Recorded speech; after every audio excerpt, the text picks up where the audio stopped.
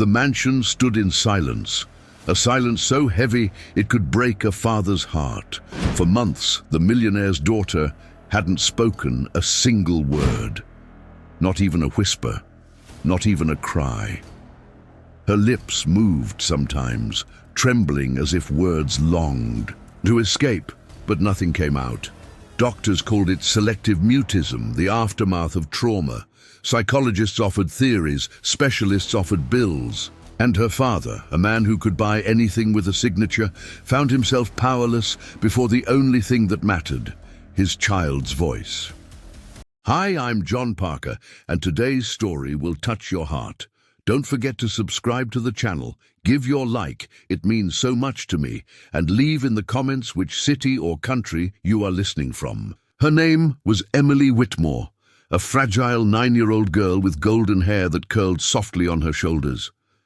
Once, she was the joy of the Whitmore estate, running across the gardens in upstate New York, her laughter filling every corner of the house. But that joy had been stolen the night her mother passed away unexpectedly. The trauma had locked her inside a prison of silence. Her father, Richard Whitmore, one of the most influential millionaires in Manhattan, had spared no expense. He had flown in specialists from Boston, Los Angeles, even Switzerland.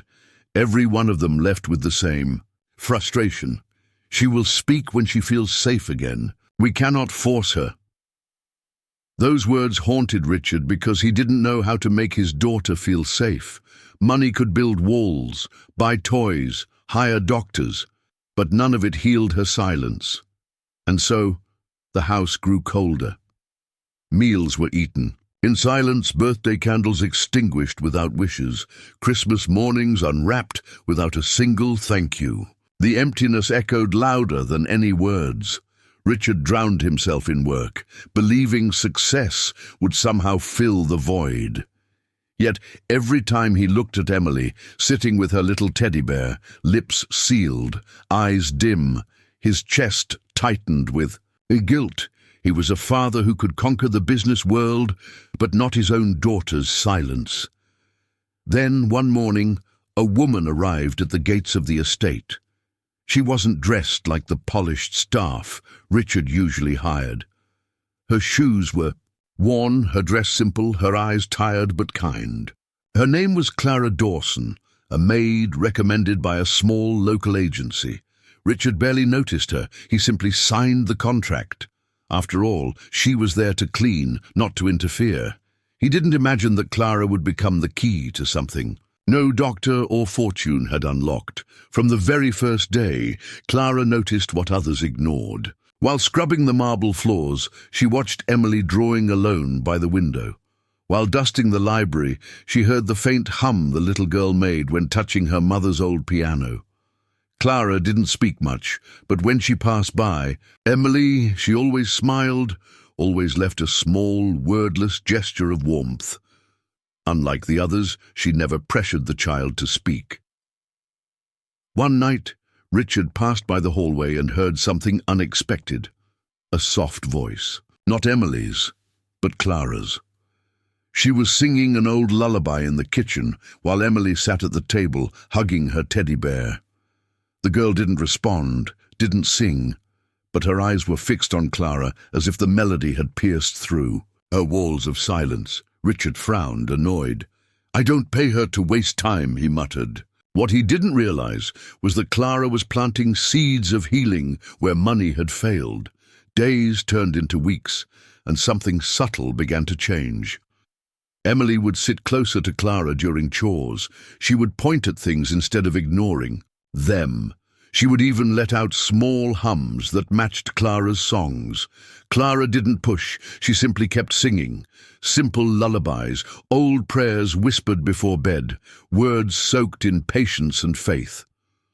Richard, blinded by his own frustration, dismissed it as coincidence. To him, Clara was just a maid, nothing more.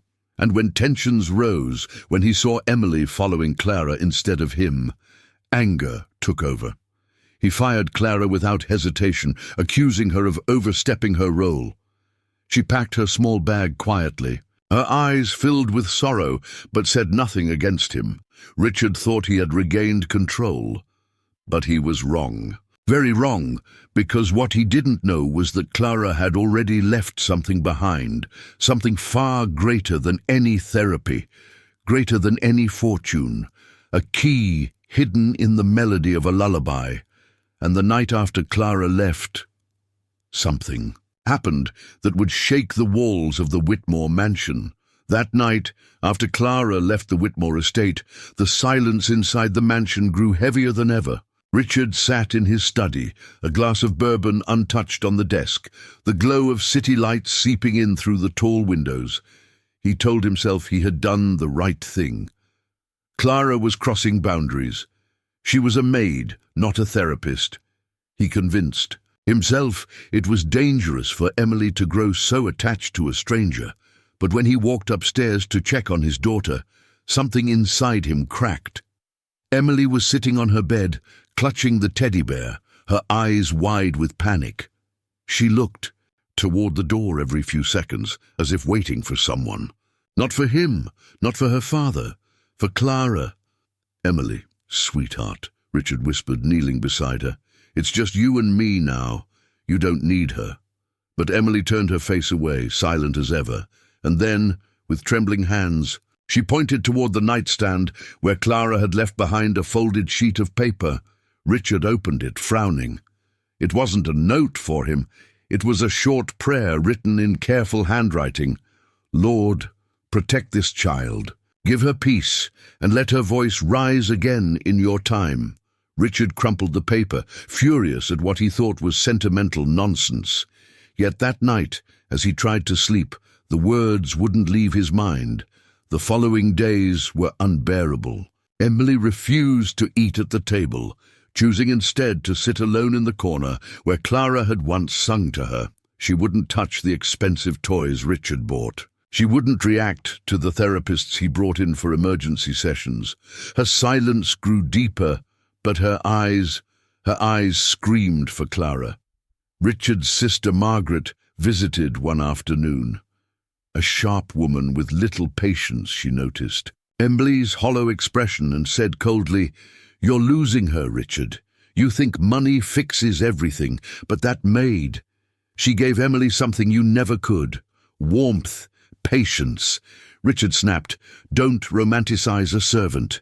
I will find the best specialist in the country." But even as he said it, he felt the sting of truth. Meanwhile, in her small rented room on the outskirts of Albany, Clara cried silently. She missed the little girl more than she cared to admit. Each night she prayed for Emily, whispering the same lullaby she used to sing, hoping that somehow, across the distance, the melody would reach her. And then came the night that changed everything. Richard had fallen asleep in his armchair when he was startled awake by a faint sound. At first, he thought it was the wind, but then it grew clearer, a soft, broken hum echoing through the halls.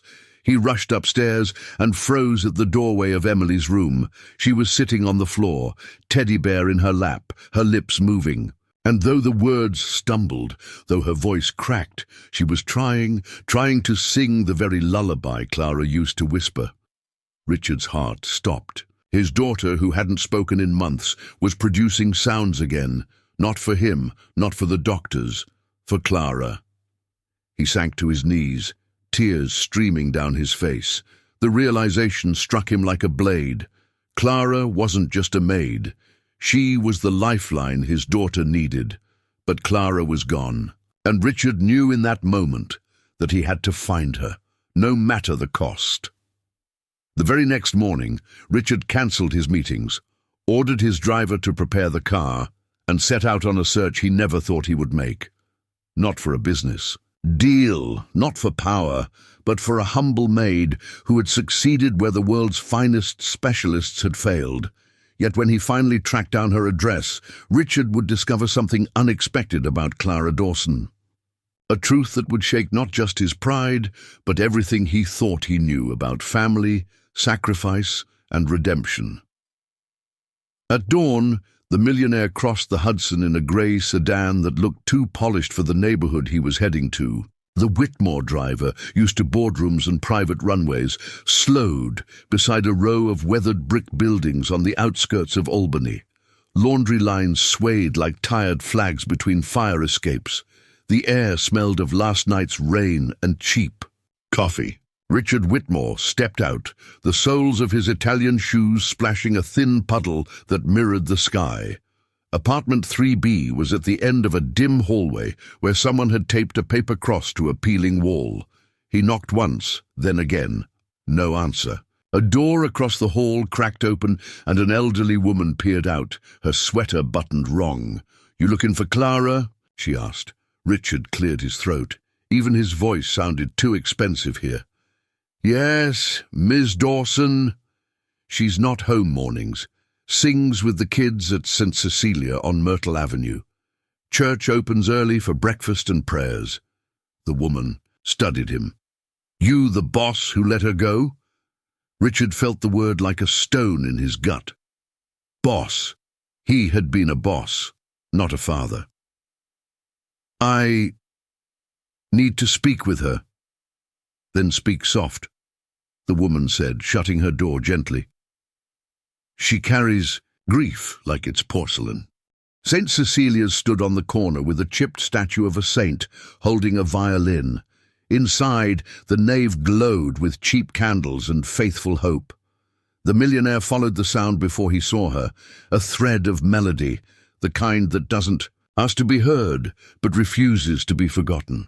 In a side hall, a dozen neighborhood children huddled around a folding table with paper cups and oatmeal. At the center, the maid, Clara, sang quietly as she cut fruit, her voice stitched with warmth. Richard stopped, unseen. The lullaby floated on the dust-speckled sunlight the same way it had in his kitchen. Simple notes, a child's rhythm. His throat tightened. For months he had paid for the latest therapies, the brightest minds, and here in a church basement with a plastic tablecloth, a humble maid was healing children with a melody and a prayer. A little boy tugged at Clara's sleeve. "Miss Clara, sing the part about the moon again," she smiled. "Only if you sing it with me." Richard stepped forward. "Clara," she turned. Surprise flared in her eyes, quickly guarded by calm. She looked smaller without the estates. Wide rooms around her, but stronger too, like an oak growing from a crack in the pavement. "Mr. Whitmore, we need to talk." Clara glanced at the children. A volunteer in a faded choir t-shirt came to stand in her place, and Clara led Richard to a quiet alcove where the smell of wax and old hymnals softened the air. "I fired you," Richard began, words scraping. "I was wrong." Clara didn't triumph. "How is Emily?" "She tried to sing last night," he said, the memory breaking him open just a little. "I heard the lullaby. Your lullaby." Clara exhaled, a prayer wrapped in breath. "Then she is reaching for the shore. I need you to come back." The admission felt like kneeling, "Not as a maid, as whatever you are to her, as what I cannot be." Clara's gaze held his, steady and sad. "I will always help a child, but if I come back, it cannot be under the same roof of punishments and pride. It must be for Emily, not for your control." Richard looked down, a man weighing an empire against a single small voice. "You have my word." She studied him for a long moment. "There is something you should understand before I say yes." She reached into her worn canvas bag and drew out a folded rectangle. The edges softened by years. It was a sheet of music, handwritten in blue ink, notes curving like vines around words in Spanish and English. In the top corner, a small message. "For Emily, when the night feels long. G.W." Richard stared at the initials. Grace Whitmore. "My choir kept a community potluck on Thursdays," Clara said. "Years ago, your wife came, hair wrapped in a scarf after a treatment she didn't want the world to know about. She didn't tell many people, but churches hold secrets the way mothers hold babies, close, careful. We sang together. She taught me this lullaby, her mother's version. She asked me to write it down so I could sing it with Emily if... Clara swallowed. If she ever couldn't. The millionaire felt the pew under his hand, rough and splintery, the opposite of everything he bought smooth. Grace knew you. She knew my voice, Clara said softly. And my grief. I lost a child once. The words were flat, not dramatic, the way pain becomes after too long. A little girl named Lila. She would have been Emily's age. After the accident, I couldn't walk back into a music classroom. I cleaned houses. It was all I could manage. But I kept singing where small ears needed hope. Hospital wards, church basements. Your wife heard me sing to a boy in recovery and asked me to promise something ridiculous and holy. Clara lifted the sheet. So when an agency called me about a position at a mansion with a little girl who wouldn't speak, I recognized the address. I recognized the ache. He had thought he knew the full map of his family, a millionaire father, a beloved wife, a silent child.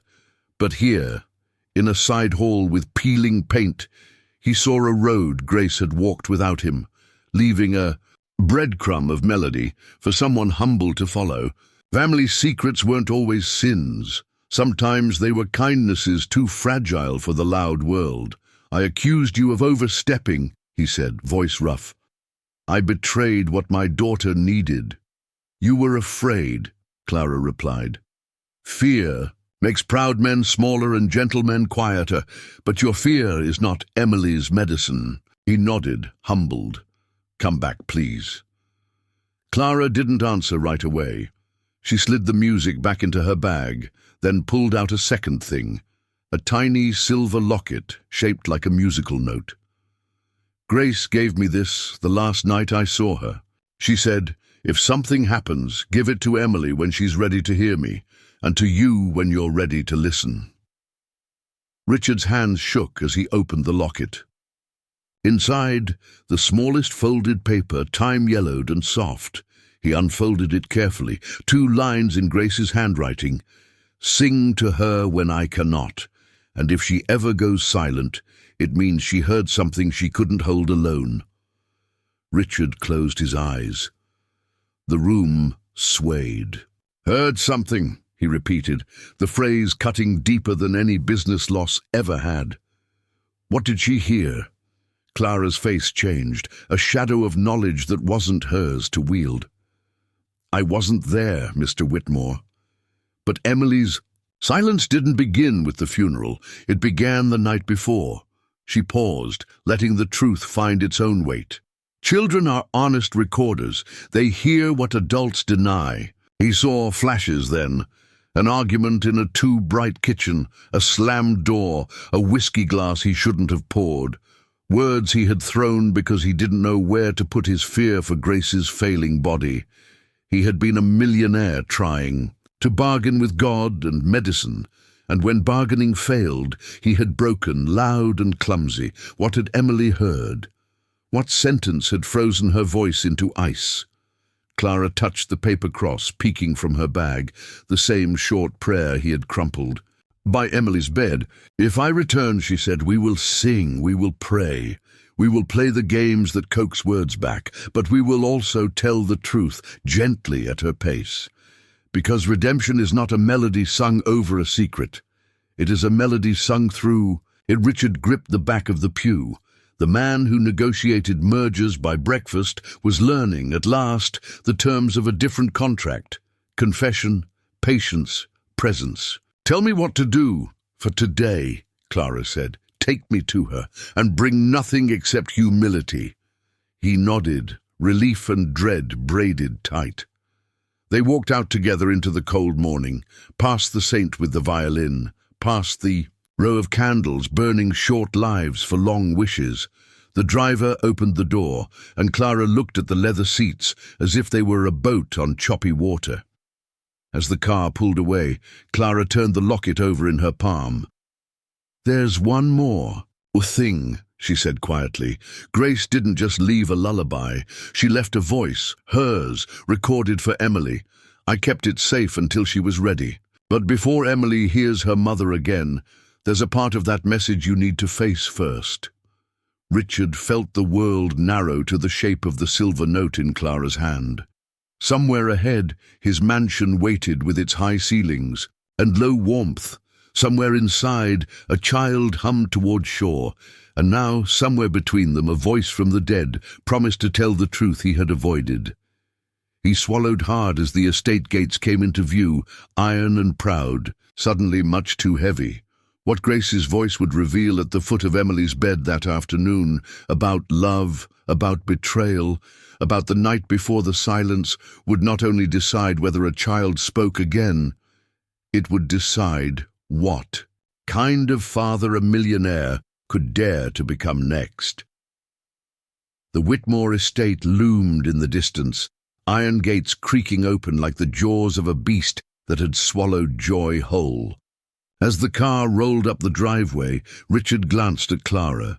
She held the silver locket in both hands, her fingers curled around it as if it were a living thing. He felt like a trespasser in his own life, bringing a maid, a stranger, into his mansion, not as staff, but as savior. Emily sat by the window when they entered. Morning light painted her pale face in gold, but her eyes were grey storms. She clutched the teddy bear tighter when Richard walked in, then glanced past him, searching. When she saw Clara, the child's shoulders softened, the way a wilted flower bends toward rain. "Emily," Richard whispered. "Look who's here." The girl dropped the bear and stumbled across the rug, almost tripping in her hurry. She wrapped her arms around Clara's waist, burying her face in the maid's apron. Clara bent low, humming that same lullaby, stroking Emily's hair as if it were spun glass. Richard's chest ached. His daughter hadn't run to him in months. "Mr. Whitmore," Clara said gently, still holding Emily, "you need to hear the recording before she does. Grace's voice carries a truth meant for both of you, but you must be ready to bear it." First, Richard's throat tightened. "Now?" "Yes." "Secrets left too long turn into shackles. Emily deserves freedom, but so do you." They went to Grace's old room. Dust covered the vanity, and the faint smell of her perfume still lingered, like a ghost in the curtains. Clara opened the locket and slid out a tiny memory card. From her bag, she produced a battered old digital recorder. She placed it on the desk, pressed play, and stepped back. At first, static, then a voice, Grace's voice, warm, fragile, but steady. "Richard, if you're hearing this, it means my time with Emily ended sooner than we dreamed. You know me. I couldn't leave without leaving words. This lullaby is for her, to remind her that silence isn't absence. But there's something else, something I feared you'd never admit, not even to yourself." Richard's hands shook. His wife's voice was the one thing he had prayed for in restless nights, and yet now, hearing her speak beyond death, his pulse hammered with dread. "The night before the silence," Grace's voice continued, "Emily was awake. She heard the argument. She heard you shouting that you couldn't bear to look at me weak. She heard glass shatter, heard me crying in the kitchen. She thought it was her fault. Our daughter believed her very presence broke you." Richard's knees buckled. He sank onto the vanity stool, his reflection warped in the old mirror. Tears blurred his sight. "No. God, no." "Richard, she didn't stop speaking because of me. She stopped speaking because she thought she destroyed you. Children carry our burdens like anchors. Unless you tell her otherwise, she will keep believing her voice is a weapon." The recording faded, then picked up again with the soft notes of the lullaby Grace used to sing, her voice cracking with love. "Hush, little star, shine where you are. Mama's here, even from afar." Richard covered his face, shoulders trembling. His empire, his millions, all of it meant nothing against a child's belief that she had ruined her father. When the song ended, Silence returned to the room. Clara stepped forward, her eyes steady. "Now you understand. Emily doesn't need you rich. She doesn't need you powerful. She needs you broken, honest, and present." Richard looked up, his face streaked with tears. "How do I undo this? How do I tell her she's not to blame?" "You don't undo," Clara said softly. "You confess. You kneel before her truth, not your pride. And you let her hear her. Mother's voice, with you beside her, not as a master, as her father." Later that evening, Emily sat curled on her bed, clutching her teddy bear. Clara sat beside her, while Richard hovered near the door, fear making him a stranger in his own home. Clara placed the recorder in Emily's lap. "Sweetheart," Clara whispered, "this has a message from someone who loved you more than anything. Do you want to hear it?" Emily nodded, her fingers trembling as she pressed play. The room filled with Grace's lullaby, a sound both familiar and otherworldly. Emily's eyes widened, tears spilling down her cheeks, when Grace's recorded voice said, "It was never your fault, my darling, never your fault." Emily's small hand tightened around Clara's arm, and then, for the first time in months, she looked at her father. Her lips parted, a breath caught in her throat. A sound struggled to escape. Richard leaned forward, desperate, aching. "Emily, please." The girl opened her mouth, and though her voice cracked like broken porcelain, she spoke a single word that split the silence in two. "Daddy." Richard's soul fractured in that instant. He had been called many names, CEO, tycoon, millionaire, but nothing was more sacred than that word uttered by his daughter. But even as relief flooded the room, Clara's gaze carried a shadow. Because Grace's recording had contained something else, an unfinished sentence, one she had paused before completing, a sentence that hinted at a deeper betrayal yet to be uncovered, one that could either shatter or save the Whitmore family forever. And that truth waited just around the corner. Hidden in the second half of the recording Richard hadn't heard yet, the mansion was still trembling from that single word. Daddy. It hung in the air like the toll of a church bell, shattering walls that had seemed unbreakable. Richard had fallen to his knees beside the bed, clutching Emily's small hand as if it were the only rope keeping him from drowning. She stared at him with wide, tearful eyes, and for the first time in months there was recognition. Not fear, not withdrawal, but recognition. But Clara's face carried a heaviness. She knew what Richard didn't. The recording wasn't over. Grace's lullaby had soothed, yes, but there was another message locked inside, one Richard had not yet faced. Clara hesitated. Was the girl ready? Was the father? Truth heals, but it also wounds before it mends. That night, after Emily finally drifted to sleep, Richard followed Clara into the dimly lit library. Logs crackled in the fireplace, throwing restless shadows against the oak-panelled walls. Clara placed the recorder back on the table between them, her fingers brushing the silver locket. "There's more," she said softly. Grace spoke again after the lullaby. "She left a second part. I didn't let Emily hear it because it's meant for you first." Richard's heart pounded. "Why didn't you play it earlier?" "Because once you hear it, you cannot go back to ignorance, and ignorance, for all its poison, is sometimes easier than truth." "Play it," he demanded, voice rough. Clara pressed the button. The static returned, and then Grace's voice, weary yet resolute. "Richard, if Emily ever goes silent, it means she heard what I feared most. She heard you tell me you couldn't raise her alone. She heard you whisper you would send her away, to boarding schools, to nannies, to anyone but you, because you said love was a distraction. She thought she wasn't wanted. She thought she was too much." Richard stumbled backward, his body pressing against the bookcase as if it were the only thing holding him up. The words echoed like thunder. He remembered that night, whiskey in his veins, fear carving holes in his chest, Grace frail and pale in her robe. He had shouted that he couldn't be both father and mother. He had called Emily a burden, though the word had slipped from his lips in drunken terror, not truth. But children don't hear intentions, they hear daggers. No, Richard whispered, his voice cracking. I didn't mean it. I didn't mean it.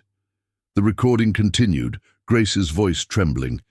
If you are listening, Richard, then I beg you, undo the lie. Tell her she is not a burden. Tell her she is the reason you breathe. And if you cannot, then let Clara or someone better than you hold her truth. Because silence is not her curse, it is ours. The message ended. Silence filled the library, thicker than the smoke curling from the hearth. Richard pressed his fists to his eyes, sobbing like a man stripped of every shield. Clara placed a hand on his shoulder. She doesn't just need your presence, Mr. Whitmore. She needs your repentance. I destroyed her, Richard whispered. With one careless night, I planted a lie in her heart. Clara's eyes were wet too, but steady. Then spend the rest of your life uprooting it. The next morning, Emily sat at the kitchen table, crayons scattered in front of her. She wasn't drawing houses or flowers like most children. She drew small, quiet figures, always a girl with no mouth, always a father standing far away. Richard saw them and nearly broke apart again.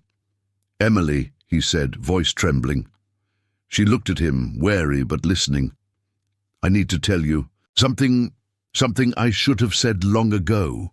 Her fingers froze on the crayon. I was wrong. That night, you heard me say things no father should ever say. I was afraid, I was weak, but you were never unwanted. You are the reason I live. You are the reason I fight to wake up each morning. You are not my burden, you are my heart. For a long moment the girl stared at him, her silence suffocating. Then, in a whisper so fragile it felt like spun glass, she said, Not a burden? Richard's tears spilled freely. No, my love, you are my miracle.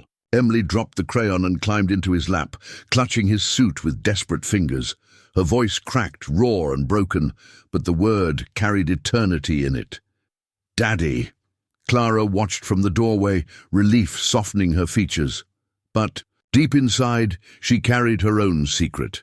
The grief she had confessed in the church basement, the child she had lost, wasn't the full story. And before this chapter ended, Richard would learn that Clara's life and Emily's were tied together by a thread of fate neither of them had seen coming, because Clara hadn't just lost a child. She had lost the chance to raise her own blood, and that revelation was about to rise to the surface, threatening to turn redemption into reckoning. The following days carried a fragile peace inside the Whitmore estate. Emily spoke in whispers now, no longer locked in silence, her voice halting but alive. Each time she formed a word, Richard felt as though heaven itself had opened a door for him. He clung to every syllable like a treasure he had once thrown away. Clara moved quietly through the house, singing softly as she worked, guiding Emily with patience. Yet when Richard looked at her, he sensed a weight in her gaze.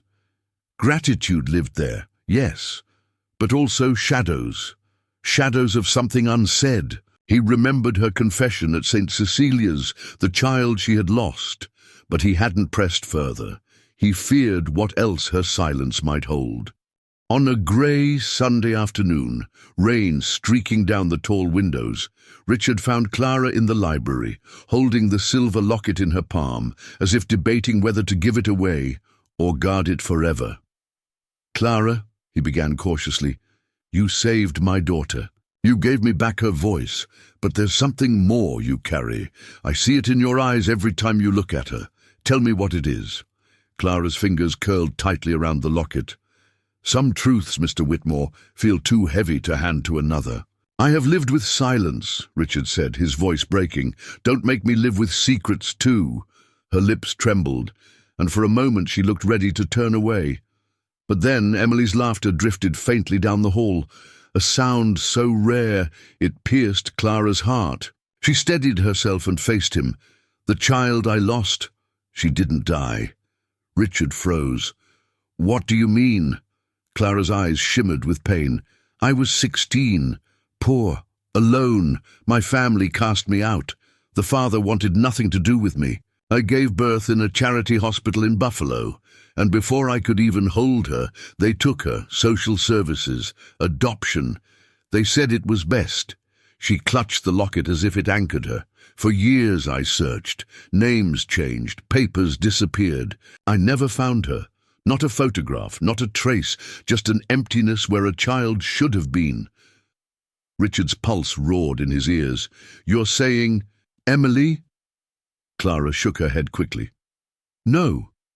Grace was her mother. I don't claim otherwise. But when I look at Emily, there are moments I see the daughter I lost. The way she curls her hair around her finger when she's nervous, the way she hums when she draws. Little things, shadows of a child I barely touched. It's why I couldn't walk away, even when you dismissed me." Richard staggered back, torn between disbelief and a strange, chilling recognition. "Why tell me this now?" "Because secrets rot when hidden," Clara whispered. "And because there's more. When I sang at St. Cecilia's years ago, Grace told me something strange. She said, 'Clara, you remind me of someone. Emily will need more than one mother in this life. Promise me you'll be there if I cannot.' At the time, I thought it was just her illness speaking. But now," Clara's voice faltered, "now, I wonder if she knew the truth." Richard's breath caught. The truth. Clara closed her eyes, tears slipping free. That the baby I lost may not have been lost at all. That perhaps she was placed into a life I never recognized. That maybe, just maybe, my blood runs in your daughter's veins. The room spun around Richard. He gripped the back of the chair to steady himself, his mind flashing to adoption records, sealed files, quiet conversations Grace had kept from him. Could it be? Could the maid who had healed his daughter also be tied to her by blood? "Clara," he rasped, "are you telling me you believe Emily is your child?" Her voice was barely a whisper. "I'm telling you I fear it, and that Grace might have known all along." The fire in the hearth cracked, sparks leaping like startled birds. Outside, thunder rolled, echoing the storm inside the millionaire's chest. If Clara's suspicion was true, then everything he thought he knew about his family, about Grace, about Emily, about himself, was a carefully constructed facade. And the only way to know for certain was to uncover Grace's hidden arrangements, secrets buried in legal papers and whispered promises that had outlived her. Richard sank into the chair, his world unraveling. He had fought to regain his daughter's voice, but now he feared the next words she might speak could tear open a truth that would change their lives forever. The storm outside raged into the night, but it was nothing compared to the tempest inside Richard Whitmore's chest. Clara's revelation echoed in his skull like a curse. The baby I lost may not have been lost at all. Maybe my blood runs in your daughter's veins. Sleep was impossible. He spent the hours pacing his study, staring at the fire until the embers looked like eyes accusing him of blindness. Grace had always been secretive about certain years before their marriage. He had accepted her mysteries because her laughter was enough, her presence luminous. But now he realized that even a luminous life could cast shadows. At dawn, Richard called his attorney, Gerald Halloway, a man who had handled Whitmore contracts for decades. "I need every file, every record connected to Grace, especially adoption papers, sealed or otherwise." Gerald hesitated. "Richard, unsealing adoption records in New York is a labyrinth. Judges, petitions, confidentiality agreements." "Find a way," Richard barked. "I don't care how much it costs." While Gerald began his search, Richard tried to act normal around Emily. But the child sensed everything. She was drawing at the breakfast table when she looked up and whispered, "Daddy, why are you sad again?" Her voice was still fragile, every word a miracle. Richard forced a smile, kneeling beside her. "Because grown-ups carry secrets, sweetheart. And sometimes those secrets make us heavy." Emily tilted her head. "Clara sings when she feels heavy. You could try that." His throat tightened. Out of the mouths of children came truths sharper than any lawyer's argument. That afternoon, Gerald returned, his expression grave. He laid a stack of documents on Richard's desk. "I don't know how Grace managed it, but she petitioned the court for access to an adoption file 18 years ago. Confidential. A baby girl born in Buffalo, given up by a young mother named Clara Dawson." Richard's heart pounded. He grabbed the file, scanning trembling pages. Hospital records, signatures, dates. A birth certificate that had been sealed, then amended. The child had been placed in foster care, then he froze at the line. Adoptive parents, Grace and Richard Whitmore. His hands shook so violently the papers scattered across the floor. He dropped to his knees, gathering them, his vision blurred. Grace had never told him. The daughter he thought was biologically his was not. Emily was Clara's child by blood, Grace's by love, and his only by adoption. "God help me," Richard whispered, clutching the papers. "All this time," Gerald cleared his throat carefully. "Richard, Grace may have kept it quiet because she feared your pride. You always spoke of legacy, bloodlines, heirs. She might have thought the truth would destroy you." Richard's voice cracked. "It nearly has." That evening, he called Clara to the library. She entered cautiously, sensing the storm in his eyes. Without a word, he handed her the file. Clara's hands trembled as she read, her breath catching at the sight of her own name, her own signature from that hospital bed so many years ago.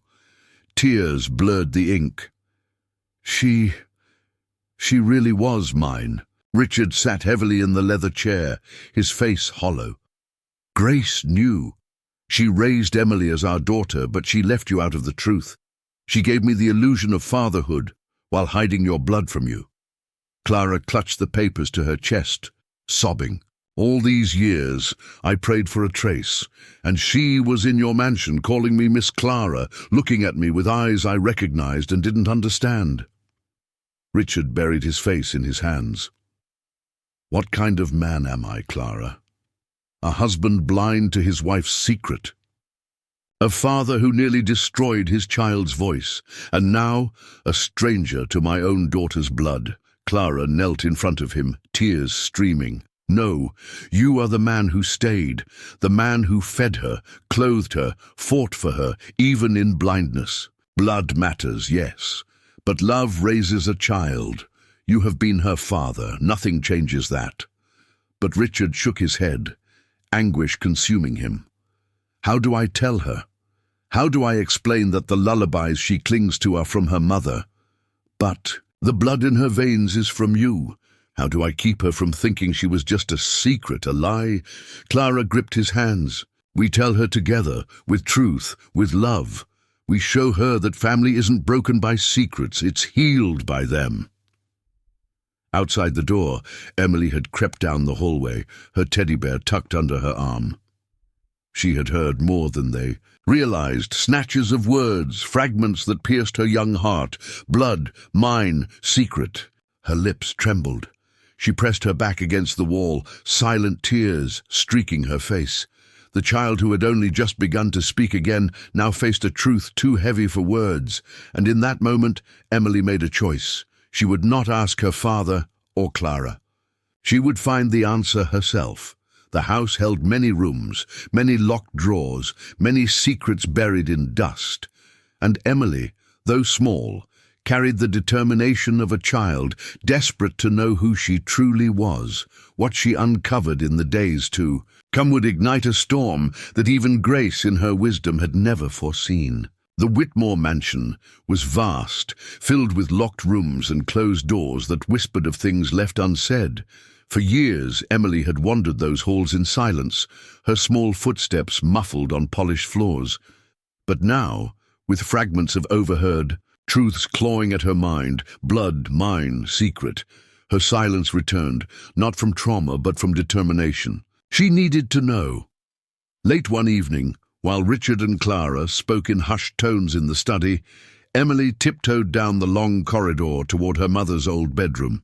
She had always been warned not to touch Grace's things, but children feel instinct before rules. She pushed open the door, the scent of lavender and faded perfume wrapping around her like a ghost's embrace. The vanity drawers squeaked when she opened them. Inside, bundles of letters tied with silk ribbons. Emily ran her fingers over the envelopes, tracing her mother's delicate handwriting. One envelope was heavier, sealed in wax, and on it, in careful script, "For Emily, when she is ready." Her heart pounded. She broke the seal. Inside was a folded letter and a small cassette tape. The letter read, "My darling Emily, if you are reading this, it means you are searching for who you are. I kept the truth from you not to hurt you, but to protect you. You came to me as a gift, born of another woman's sorrow. I loved you as my own flesh, but I knew one day you would see her eyes in yours. Clara Dawson is more than a maid in your home. She is your beginning. Don't fear this truth. You are not divided. You are doubled. Loved by two mothers, chosen by one father. Always, Mama Grace." Emily's small hands shook, smudging the ink with her tears. She clutched the cassette tape, recognizing the same kind her music teacher at school had used. She slipped it into a small player in the room and pressed play. Her mother's voice filled the silence. "Emily, if you ever doubt your worth, know this, you were never unwanted, you were fought for. Clara carried you, I raised you, and your father. He may stumble, but he adores you. Your silence, my love, was never a curse. It was your heart protecting itself until you were strong enough to speak. Now speak, speak, and let the world hear you." Emily collapsed onto the bed, sobbing, her voice trembling but clear. "Mama." Downstairs, Clara stiffened. She felt it like a tremor in her soul.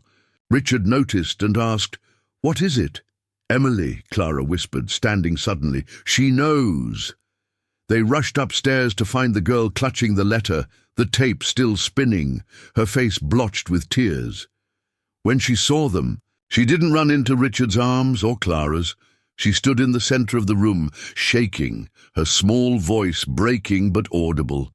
"You lied to me. Both of you." Richard's knees nearly gave out. "Emily, no, we only wanted to protect me." Her eyes flashed with hurt beyond her years. "Mama Grace said I have two mothers, and you," she turned to Clara. "You never told me. Why? Why didn't anyone tell me who I am?" Clara knelt, tears sliding down her cheeks. "Because I was afraid you would hate me, afraid you would think I abandoned you." Emily's chin quivered. "Did you?" Clara shook her head violently. "No, I was a child myself. They took you from me before I could even hold you, but I prayed for you every day, and when I found you, I loved you again, quietly, from the shadows. I never stopped." Richard stepped forward, his voice raw. "Emily, blood does not decide family. I am your father because I never let go of you, because I chose you every day. And Grace, she was your mother in every way that mattered. Nothing has changed how loved you are. But," Emily shook her head, confusion drowning her, "it changes everything. I don't know who I am anymore." She turned and ran from the room, her footsteps echoing down the hall like thunder. That night Richard and Clara searched the mansion, but Emily was nowhere to be found. Panic clawed at them until a maid said she saw a small figure slip out the side door toward the gardens. They found Emily beneath the weeping willow her mother had once adored, curled in the grass, trembling. Clara reached for her, but Emily flinched. "Don't touch me. You lied." Richard dropped to his knees, rain beginning to fall around them. "Emily, I failed you with silence once. I will not fail you again with lies. Ask me anything, I will." "Answer." Her tear-streaked face turned toward him. "If Mama Grace knew Clara was my mother, why didn't she tell me sooner?" Richard swallowed, the answer jagged on his tongue. "Because she wanted to wait until you were strong enough. Until your voice returned. She wanted to give you time, and maybe she feared I wasn't strong enough to accept it myself." Emily looked at Clara, her small chest heaving. "And you? What if I can't forgive you?" Clara's voice cracked. "Then I will love you anyway. Even if you never call me mother, even if you never forgive me." The storm broke above them, thunder roaring.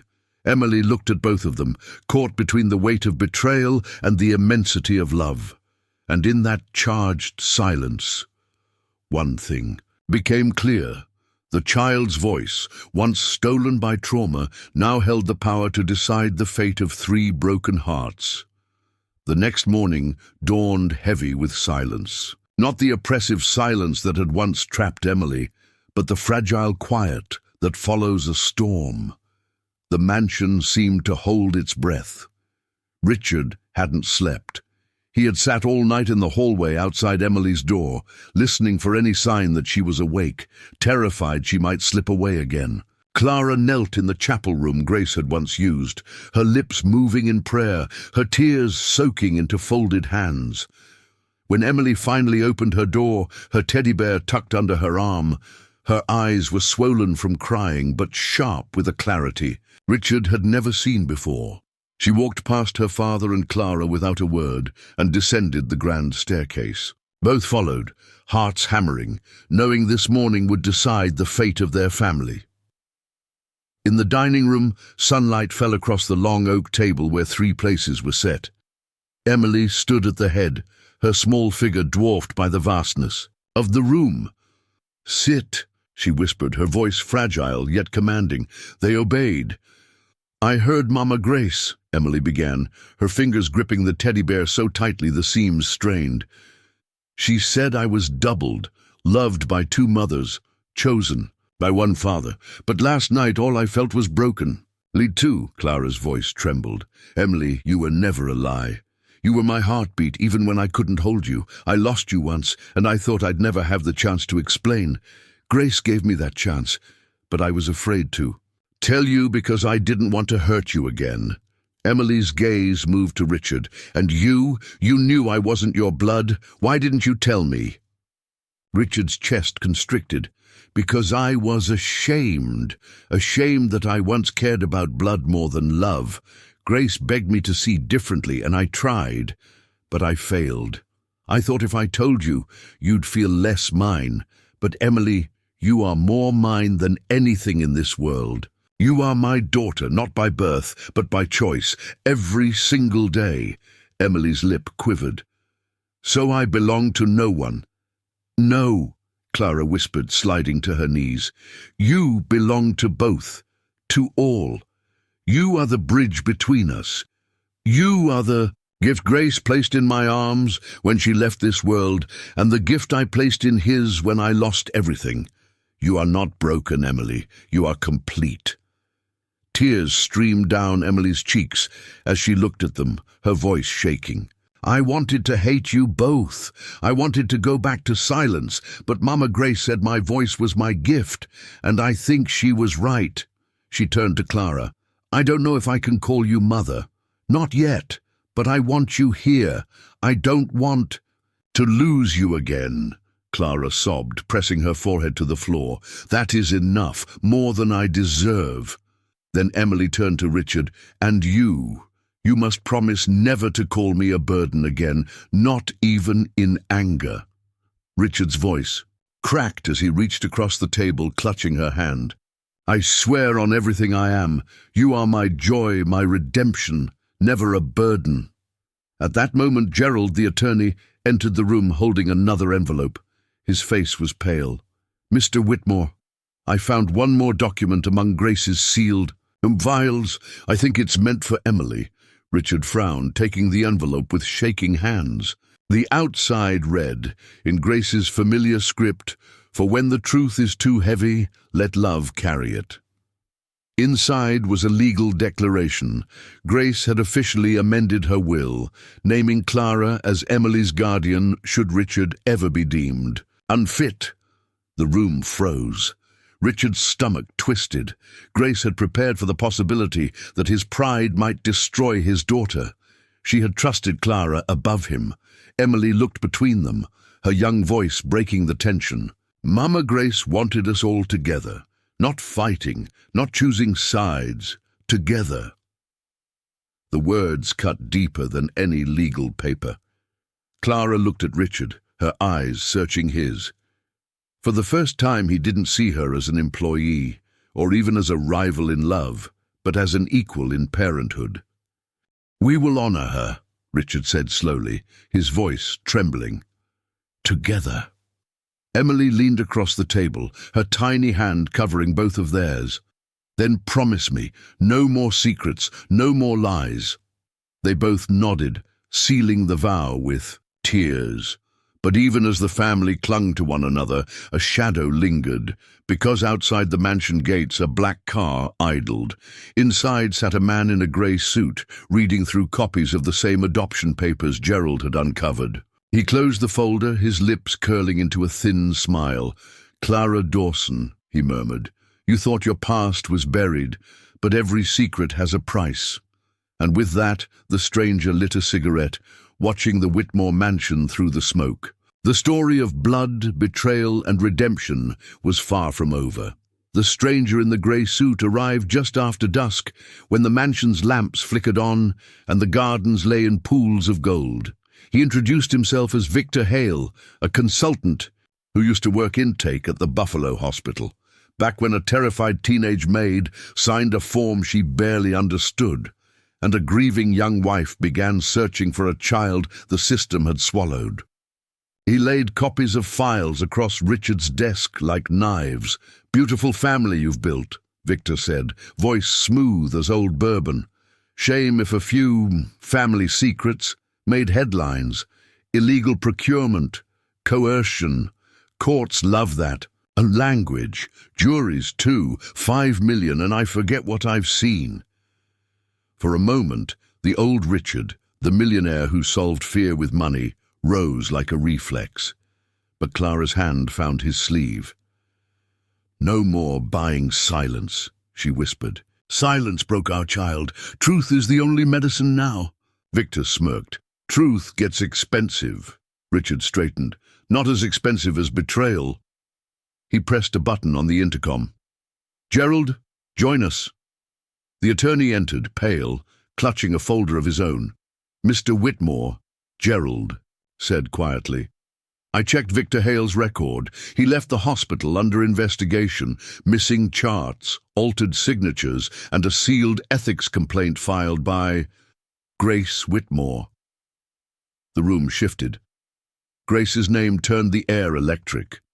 Gerald placed a safe deposit key on the desk. "Before she died, Grace gave this to me with a letter I was to deliver only if a man with smoke on his breath came for Emily."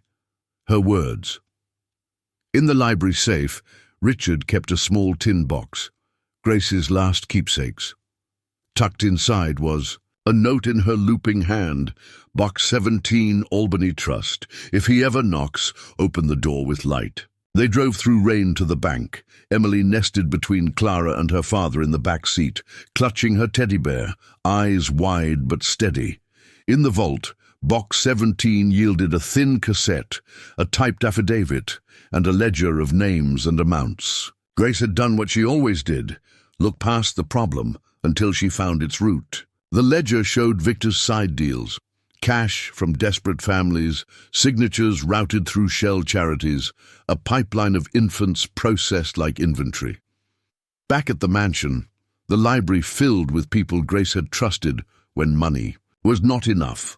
Father Miguel from St. Cecilia's, a detective from the Special Victims Unit who'd once chased hospital fraud.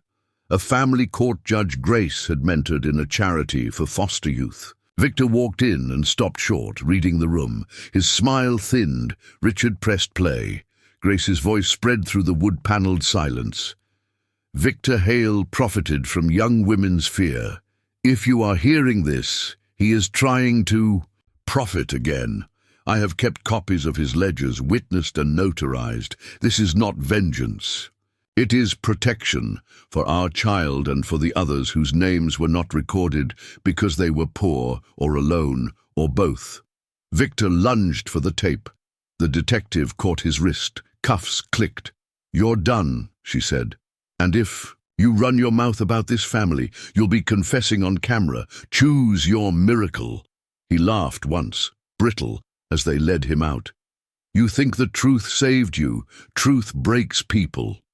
Clara's gaze did not flinch. Only when they're built on lies. When the door closed, the mansion exhaled.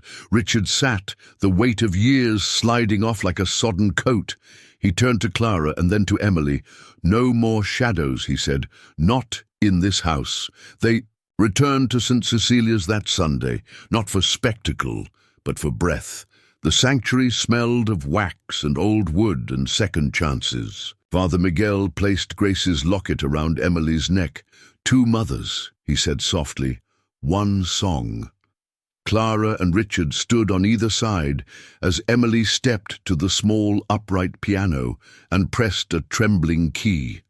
Her lips parted. For a heartbeat the world held still, the nanny's hush, the maid's tears, the millionaire's pride, the child's fear, all suspended between one note and the next. Then Emily began to sing the lullaby, clear this time, not a whisper but a bell. "Hush, little star, shine where you are." The voice that had once been stolen returned as if it had only been waiting for a home built from redemption instead of secrecy. Clara wept openly, a hand over her mouth. Richard's shoulders shook, and for the first time in his life, he let people see a man unarmored. After the hymn, the family court judge approached with a folder. Grace filed this contingency. 2 years ago, she said gently. If Emily ever wished it, she could have an open adoption addendum, language that recognizes Clara's biological bond without breaking the legal one you and Grace established. It gives a child the right to belong to both her stories. Emily looked from the folder to the faces she loved and feared losing. Father, mother by love, mother by blood. "If I sign this," she whispered, "do I stop being anyone's daughter?" Richard knelt. "You become more fully ours, all of ours." Clara's hands trembled. "You'll never be asked to choose between love and love." Emily took the pen. Her hand still shook, but her voice did not. "Then I choose the truth." She wrote her name with careful letters, as if each stroke stitched a torn seam closed. That night, back at the mansion, they opened windows. The house that once hoarded silence learned the grammar of laughter again, the subtle clatter of dinner plates, the soft padding of small feet, the hush of a lullaby sung not to erase pain, but to honor it. Richard replaced boardroom habits with bedtime rituals. He learned the second verse, the one he always skipped, and he learned how to listen when words were hard. Clara labeled kitchen jars in English and Spanish, the languages of Emily's 2 stories living side by side. On the mantel, between photos of Grace at a summer lake and Emily on a carousel, they placed a new picture. The 3 of them under St. Cecilia's stained glass, locket flashing like a captured star. Not a perfect family, but a true one, stubbornly honest, stubbornly tender. I'm John Parker, and remember, every story hides a truth. If this story found the truth you needed today, about betrayal and redemption, about the kind of love that survives family secrets, tell us in the comments which city or country you're listening from. Your voice matters here, and if you believe more people need hope like this, subscribe to Invisible Hearts and leave a like so this message reaches someone standing in the dark, waiting for a song.